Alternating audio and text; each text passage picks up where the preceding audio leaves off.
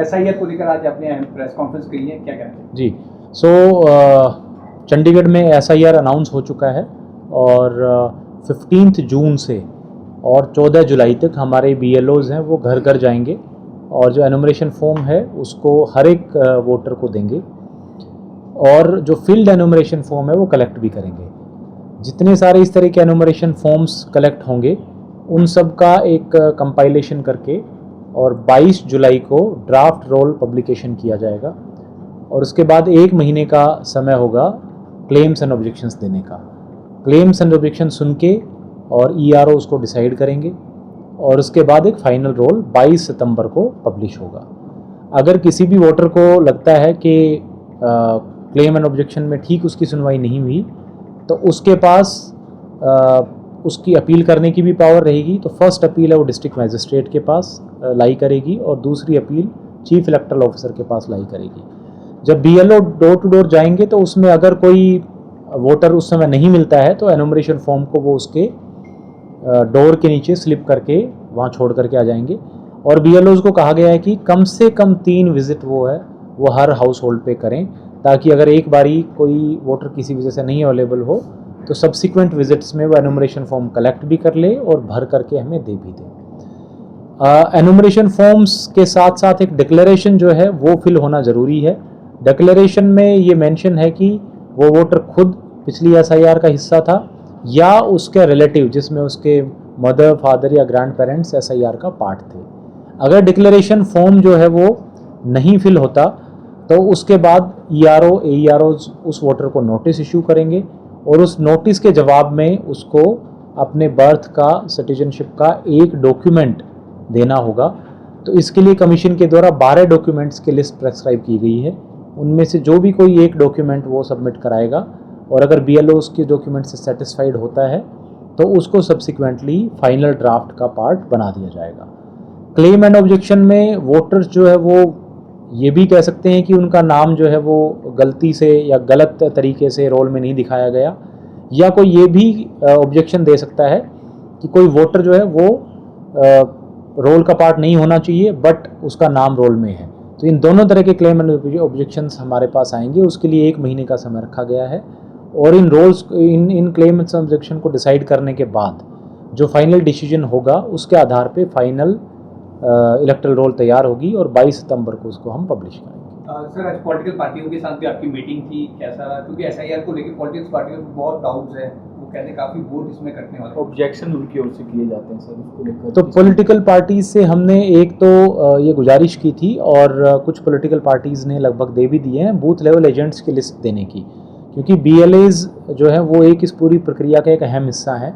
वो BLOs के साथ मिलकर के काम करेंगे। तो एक तो हमने रिक्वेस्ट की है पॉलिटिकल पार्टीज से कि वो BLAs की लिस्ट हमें दे दें और हमने 29 मई को बूथ लेवल एजेंट्स के लिए एक ओरिएंटेशन सेशन रखा है, ताकि SIR की सारी जो रूल्स हैं, नियम हैं, उसके बारे में हम इनको बता पाएँ। साथ में हर एक स्टेप पे पॉलिटिकल पार्टीज़ को साथ रखने की प्रक्रिया है, चाहे वो जो अनमैप्ड वोटर हैं वहाँ से लेकर के डोर टू डोर जो सर्वे होगा हमारा, वहाँ पे भी क्लेम्स एंड ऑब्जेक्शंस भी, कितने क्लेम्स आए, किस दिन कितने क्लेम आए, किस क्लेम पे क्या डिसीजन हुआ, हर एक स्टेप पे पॉलिटिकल पार्टीज़ को हम लूप में रखेंगे। एज DEO मैं और ERO के तौर पे ADC उनकी मीटिंग भी करते रहेंगे और उनको वो क्लेम्स एंड ऑब्जेक्शंस वगैरह की लिस्ट भी प्रोवाइड की जाएगी। सर, SIR से अलग एक सवाल है। सोशल मीडिया पर सर एक वीडियो वायरल हो रहा था, लीकर जो है वो सर्व की जा रही थी आइस के अंदर, तो उस पर नोटिस इशू किया, आपके संज्ञान में मामला आया था। तो इस तरीके से आगे इस तरीके की घटना जो है वो मामले सामने ना आए तो क्या?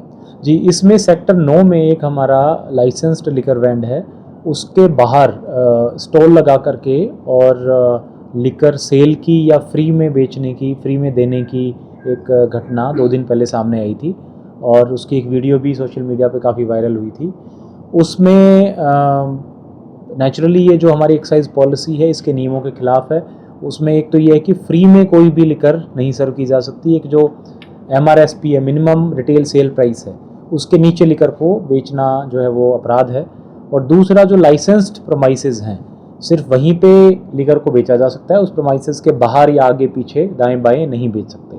इस आधार पे एक्साइज डिपार्टमेंट ने जो लाइसेंसी है उसको नोटिस इशू कर दिया है रिप्लाई रिसीव होने के बाद हम उसमें स्ट्रिक्ट एक्शन लेंगे।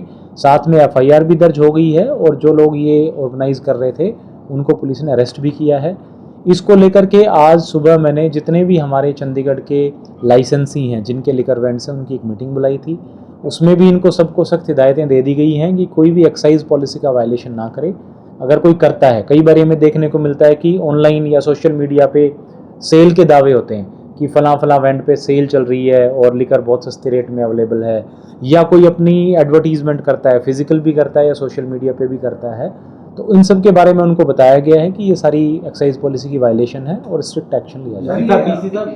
एक व्यक्ति की मौत भी हो जाती है और 15 से 20 सिलेंडर अंदर से निकलते हैं, उसको लेकर प्रशासन कोई कार्रवाई करेगा? मेरे मामला आज ही संज्ञान में आया है और हमने फूड एंड सप्लाईज डिपार्टमेंट को कहा है कि एक बार इसका इंस्पेक्शन भी करें और इसमें नियमानुसार कार्रवाई करेंगे। सर आप अभी कह रहे थे कि कार्रवाई की जाएगी एक्साइज एक्ट के तहत। सोशल मीडिया पे खासतौर पे इंस्टाग्राम में ये वीडियो काफी वायरल होती है कि ठेके वालों की, ये काफी डिस्काउंट की बात करते हैं, क्या उस पर एक्शन लिया जाएगा? बिल्कुल अनऑथराइज्ड हैं। आज बल्कि मीटिंग में मैंने उनको स्ट्रिक्टली ये बताया भी है कि इस तरह की जो सेल या इस तरह की जो एडवर्टीजमेंट है लिकर की वो रूल्स में नहीं अलाउड है। तो अगर कोई भी लाइसेंसी ऐसा काम करता है तो उन पे स्ट्रिक्ट एक्शन लेंगे। साथ में अगर कोई बूट लैगिंग करता है कि लाइसेंसी नहीं, अनऑथराइज तरीके से कुछ एरियाज़ में छोटे स्तर पे सेल के भी मामले आज कुछ लाइसेंसीज ने बताए हैं, तो उन पे भी रेड करके स्ट्रिक्ट एक्शन लेंगे। सर जो गैस वाला था 45 वाला, ये मोस्टली जितनी कॉलोनियां सभी में चल रहा है, हालांकि ये 45 वाला तो सामने आ गया, ये मोस्टली जो घरों में भरने का काम है और उसको भरकर बेचने का काम है, ये मोस्टली जितनी कॉलोनियां चंडीगढ़ की सभी में चल रहा है। इस पे ये एक बड़ा सीरियस इशू है, ना केवल ये एक गैस की कालाबाजारी का मामला है बट साथ में एक सेफ्टी, पब्लिक सेफ्टी से भी जुड़ा हुआ है। तो इसको स्ट्रिक्टली डील करेंगे और इसमें स्ट्रिक्ट एक्शन लेंगे। Thank you sir.